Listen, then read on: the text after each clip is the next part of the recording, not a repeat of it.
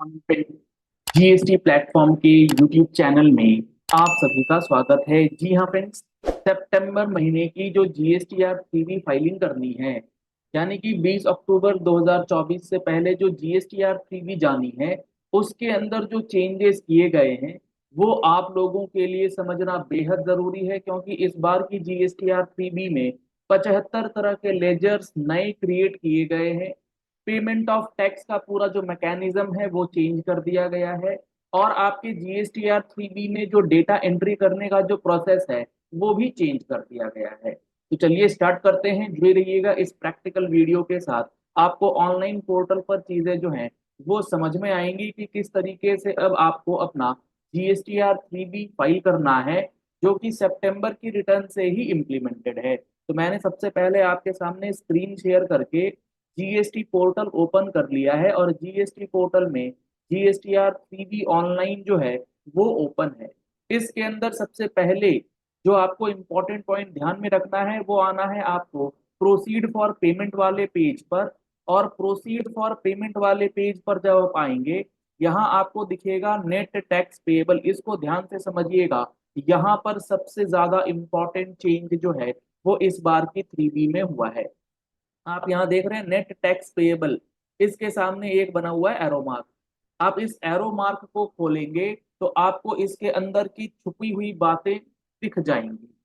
अब इसके अंदर क्या है उसको समझने से पहले आप इसके बाहर का समरी समझ लीजिए। अब यहाँ पर आपको दिख रहा है, यहाँ नेट टैक्स पेएबल के दो कैटेगरी में डिवाइडेशन है। पहला है reverse charge and supplies made under 95, और दूसरा है अदर देन रिवर्स चार्ज। आज से पहले इस तरीके से दो अलग अलग कॉलम आपको दिखते नहीं थे। सर, ये दो अलग अलग कॉलम जो नजर आ रहे हैं इसका करना क्या है, इसको आप समझिए बहुत सिंपल टर्म्स में। रिवर्स चार्ज का मतलब ये हो गया कि वो लाइबिलिटी जो आपको आरसीएम के तहत पे करनी है, वो कॉलम का अमाउंट यहाँ दिख रहा है। और अदर देन रिवर्स चार्ज का मतलब वो सप्लाई की टैक्स लाइबिलिटी जिसमें एफसीएम यानी कि नॉर्मल टैक्स लाइबिलिटी आपकी बनेगी। सेल्स के ऊपर जो टैक्स लाइबिलिटी होगी वो यहाँ आएगा, और कॉलम नंबर 7 में और कॉलम नंबर 6 में रिवर्स चार्ज की लाइबिलिटी जो आपकी बनेगी वो यहाँ आएगा। सर, दोनों अलग अलग क्यों हैं? दोनों अब इसलिए अलग अलग हैं क्योंकि ये रिवर्स चार्ज की जो लाइबिलिटी है वो सिर्फ और सिर्फ कैश में पेमेंट होगी। उसके लिए आप इनपुट टैक्स क्रेडिट का यूटिलाइजेशन नहीं कर सकते। जबकि ये अदर देन रिवर्स चार्ज वाला जो कॉलम है, यानी कि नॉर्मल टैक्स लाइबिलिटी वाला कॉलम है, ये आप इनपुट टैक्स क्रेडिट के जरिए पेमेंट करेंगे। बैलेंस बचेगा तो आप कैश लेजर का यूटिलाइजेशन करेंगे। पॉइंट नंबर वन आपको इस बात का नोट करके रखना है, नहीं तो आपको इस बार की थ्री बी में प्रॉब्लम आनी तय। तो रिवर्स चार्ज वाली बात तो समझ में आ गई। ये सप्लाईज मेड अंडर सेक्शन 95 क्या है? अगर मान लीजिए आप एक रेस्टोरेंट सर्विस प्रोवाइडर हैं, जोमेटो के थ्रू सप्लाई कर रहे हैं, तो उस सप्लाई के ऊपर टैक्स पेमेंट करने की जिम्मेदारी किसकी है? जोमेटो वाले की।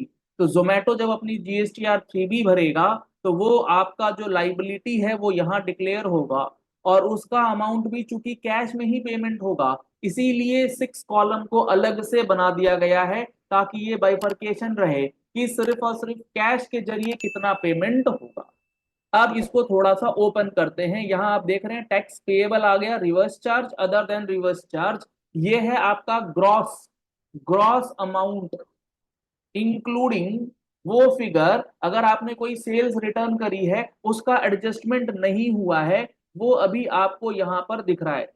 लेकिन अगर आपकी कोई सेल्स रिटर्न है, adjustment of negative liability of previous tax periods, आपने कोई सेल्स रिटर्न किया था या कोई नेगेटिव लाइबिलिटी आपकी है, तो उस नेगेटिव लाइबिलिटी का एडजस्टमेंट आपको अब यहां पर करने के लिए कहा गया है। कहने का मतलब है कि आपका अगर सेल्स है तो सेल्स से रिलेटेड लाइबिलिटी का tax other than reverse charge column number 3 में आ गया, और रिवर्स चार्ज की लाइबिलिटी है तो वो ये कॉलम नंबर 2 में आ गया।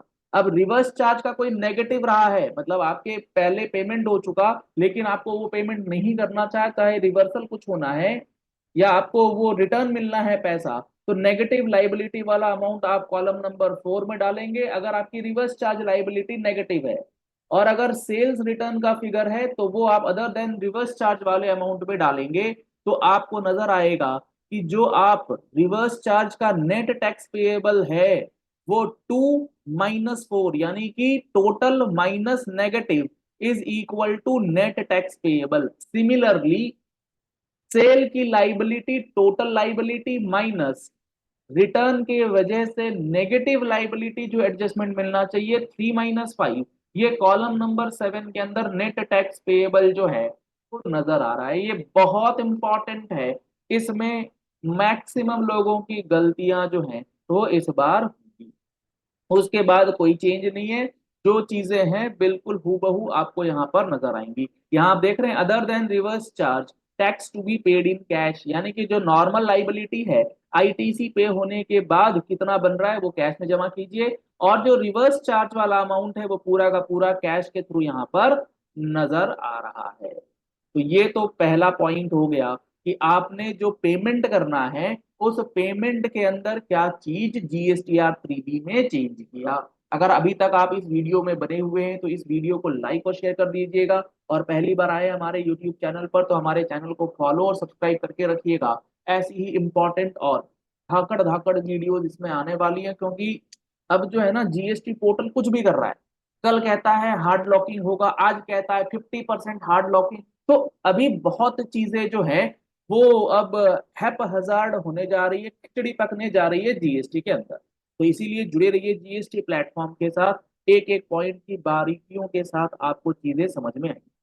अब यहाँ पर अगर आते हैं टैक्स के ऊपर बात करते हैं, टर्नओवर डिक्लेरेशन की बात करते हैं, तो यहाँ पर आपको नेगेटिव फिगर डालने का ऑप्शन जो है वो दिया गया है। यानी कि आपकी कोई सेल्स रिटर्न है, मान लीजिए इस महीने आपकी सेल्स थी 1 लाख रुपए की, सेल्स रिटर्न है 1,50,000 रुपीज, तो GSTR 3B में जो अमाउंट जाएगा वो जाएगा -50,000 रुपीज का। तो अभी तक आप माइनस फिगर जो है वो नहीं डाल सकते थे, अब आपको पास माइनस फिगर डालने का ऑप्शन जो है टैक्सेबल वैल्यू में भी दे दिया गया है और टैक्स अमाउंट में भी दे दिया गया है। और इसी वजह से ये जो नेगेटिव लाइबिलिटी का टेबल आपको दिख रहा है वो इसी वजह से दिख रहा है, क्योंकि यहाँ पर अब negative sales and negative tax include कर दिया गया है 3B में। तो ये भी एक इम्पॉर्टेंट पॉइंट है जो आपको अच्छे से समझ करके ध्यान से कर लेना है।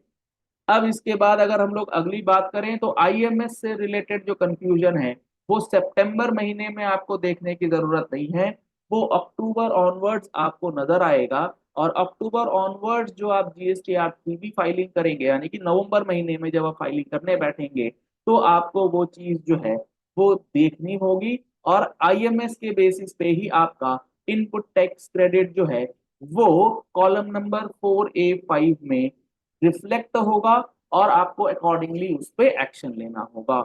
ये तीसरा इंपॉर्टेंट पॉइंट जो है वो आपको ध्यान रखना है। Last but not the least, इस बार की GSTR 3B में आपको एक important rule rule number 37 capital A, जिसमें आईटीसी रिवर्सल की बात है, उसका भी ध्यान रखना है। वो क्या है, अब एक बार आपको मैं पहले GSTR 2B का प्रारूप दिखा दूं। यहाँ पर आप देख पा रहे हैं पहले आईटीसी अवेलेबल है, फिर आईटीसी नॉट अवेलेबल है, और एक कॉलम आपको नया दिखेगा आईटीसी रिवर्सल का, और ये रिवर्सल है रूल 37 कैपिटल A के अंदर। यानी कि आपके सप्लायर ने GSTR 3B के अंदर उस इनवॉइस का टैक्स जमा नहीं किया है जिसका आपने इनपुट टैक्स क्रेडिट जो है वो ले रखा है। तो वो अमाउंट अगर आपको यहाँ पर नजर आ रहा है तो ये आइडेंटिफाई कर लीजिए कौन सा सप्लायर है, उसको बोलिए भाई साहब आपका जो टैक्स है वो जमा नहीं हुआ जिसकी वजह से मुझे आईटीसी रिवर्स करना पड़ रहा है। और ये आईटीसी रिवर्सल जो करेंगे आप वो किस तरीके से करेंगे, किस कॉलम में करेंगे, वो अच्छे से समझ लीजिए, क्योंकि ये आईटीसी रिवर्सल रिक्लेम करने के लिए आप एलिजिबल हैं, आप उस आईटीसी को रिक्लेम कर सकते हैं। तो इसीलिए जब आप इस आईटीसी को रिवर्स करेंगे तो आपको रिवर्सल करना है 4B अदर्स के अंदर। यहाँ पर आपको रूल 37A वाला रिवर्सल करना है। जब वो पेमेंट कर दे तो आपको रिक्लेम करना है, और रिक्लेम करने के लिए टेबल 4A5 में अमाउंट ऐड करना है, और उसके साथ साथ 4D1 में अमाउंट जो है वो भी डिस्क्लोज करना है। तो इतने सारे चेंजेस के साथ इस बार की जीएसटीआर 3B की फाइलिंग होनी है। और इसके बाद एक चीज और रह गई है, जो आपका रिवर्स चार्ज ओपनिंग बैलेंस वाला जो फंडा है, वो भी इस बार आपको ध्यान में रखना है, क्योंकि हो सकता है आपने पहले कोई आरसीएम की लाइबिलिटी पे करी हो जिसका आईटीसी आपने नहीं लिया, तो वो आप ओपनिंग बैलेंस में डाल करके फिर अकॉर्डिंगली क्लेम करेंगे। या हो सकता है आपने आरसीएम का आईटीसी ले रखा हो लेकिन उसकी लाइबिलिटी आपने पे नहीं करी। दोनों ही केस में आपको ओपनिंग बैलेंस डालने के बाद जीएसटीआर 3B में क्लेम करना है, ताकि कोई भी डिफरेंस जो है वो आपके फिगर्स में ना रहे। आशा करते हैं आपको ये सारी बातें अच्छे से समझ में आ गई होंगी। और भी ज्यादा डिटेल्ड डिस्कशन के लिए आप हमारे चैनल के साथ बने रहिए। जैसे जैसे चेंजेस होगा वैसे वैसे चीजें आपके सामने आती रहेंगी। आपने अभी तक अगर जीएसटी का फुल कोर्स नहीं लिया है तो आप हमारे जीएसटी के फुल कोर्स को ज्वाइन कर सकते हैं, जिसके अंदर 180 आवर्स प्लस की क्लासेस आपको प्रोवाइड की गई है, जिसमें एक एक सेक्शन, एक एक rule with each and every return आपको बताया गया है। नवंबर महीने में बहुत इंपॉर्टेंट क्लासेस हमारे कोर्सेज के अंदर होने जा रही है, amendment classes along with GST annual return की क्लासेस। तो आपको जीएसटीआर 990 फाइलिंग सीखना है, लिटिगेशन का पूरा जो अमेंडेड पोर्शन है वो सीखना है, तो आप हमारे फुल कोर्स को ज्वाइन कर लीजिए। सितंबर 24 अगस्त 24 तक का तो अपडेटेड वर्जन आपके पास है ही। और उसके बाद नवंबर में जो पेंडिंग अमेंडमेंट्स हैं वो सारा का सारा कवरेज मिलेगा, यानी कि दिसंबर तक का पूरा अपडेट्स आपके सामने हमारे कोर्स में मिल जाएगा। उसमें आपको अभी मिल रहा है जीएसटी का डिस्काउंटेड बेनिफिट, आप उस डिस्काउंट ऑफर का बेनिफिट लीजिए हमारे मोबाइल एप्लीकेशन के थ्रू। लिंक आपको वीडियो डिस्क्रिप्शन बॉक्स में दिया गया है, कॉन्टैक्ट नंबर्स आपको स्क्रीन पर दिए गए हैं, आप दिए गए नंबर पर कॉल कर सकते हैं, व्हाट्सएप कर सकते हैं और पूरी जानकारी जो है वो ले सकते हैं। Thank you and have a nice day.